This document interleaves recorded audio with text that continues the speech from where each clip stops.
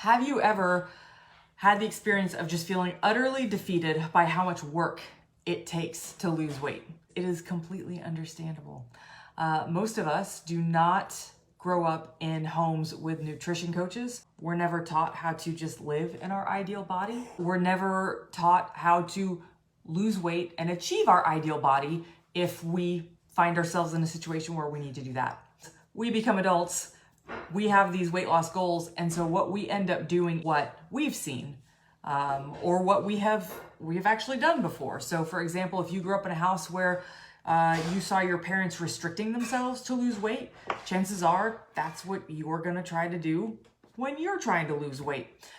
If you saw your parents taking all of Sunday to meal prep, and they batch cooked everything and it took hours, then chances are you're gonna assume that is what weight loss requires as well.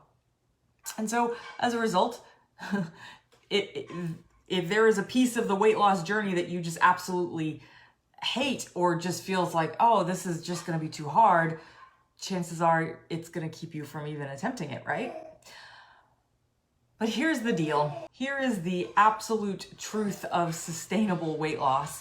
If you are going to achieve your goal and actually live there, like live in your ideal body, like this is just day in, day out, this is how you are now, not only do you need a process that gets you there, but you also have to enjoy that process, because chances are the process that gets you there is also going to be, it's not going to be far off from the process that keeps you there. So that's kind of the big thing that you need to be able to do, right? Is enjoy the process. I hate to be the bearer of bad news, but if you are on a plan right now where you're like, man, I'm just doing this thing just to get to the goal and then whew, I could relax. You might hit your goal, but you're probably not going to stay there, unfortunately. So where does this leave us? Sarah, what if the only thing I've ever seen other people do to achieve weight loss is to grit their teeth and bear it? What am I supposed to do then? If that is you, if you've only ever seen people muscling, knuckling through their weight loss journey, then here is what I would recommend that you do. I would recommend that you ask yourself, how might I achieve my ideal body and enjoy the process? And just consider the answer. Now, I know what you're thinking right now. You're thinking, that's a big assumption, Sarah, that you could actually enjoy the process. It is. It is a big assumption. If that's too big of an assumption for you and you're like, no, I can't even ask that question. Number one, I would offer that it doesn't hurt to ask. Number two, another alternative to that question is you might just ask yourself, what is the part of weight loss that you hate the most? What's the part that when you think about it, you're like, okay, I want to hit my goal, but I know I'm going to have to do this. And if I have to do this thing, that's death. I don't want to do that thing.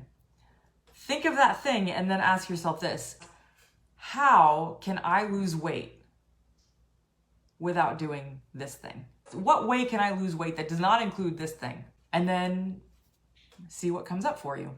I have lots of real world examples, but the one that comes to my mind right now is I'm working with a client, and this person, they have had success in the past by meal prepping.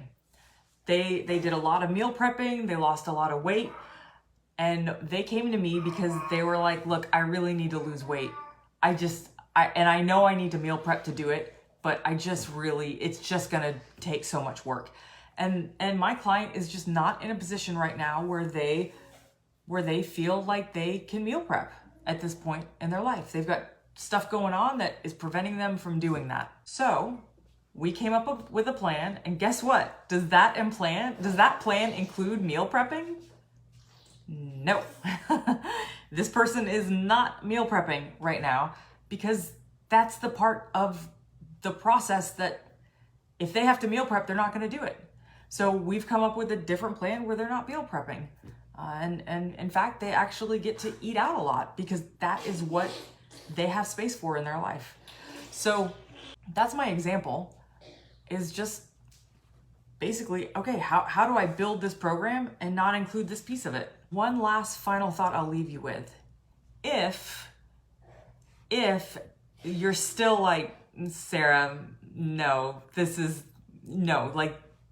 stupid. The only way I have ever been able to lose weight is by doing this thing that I hate.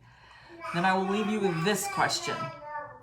Is there anybody, do you know of anybody, whether you know them personally or not, do you know of anybody who has achieved their ideal body and not done the thing that you hate? Let's say it's meal prepping. Do you know anybody who has lost weight and not meal prepped? Guess what? This might be cheating, but me, when I lost weight, I did not meal prep. I have meal prepped in my life, but when I actually moved into my ideal body, it was not through meal prepping.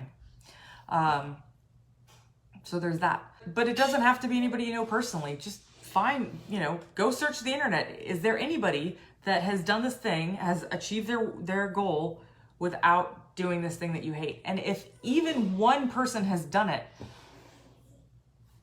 then it's doable. It's been done.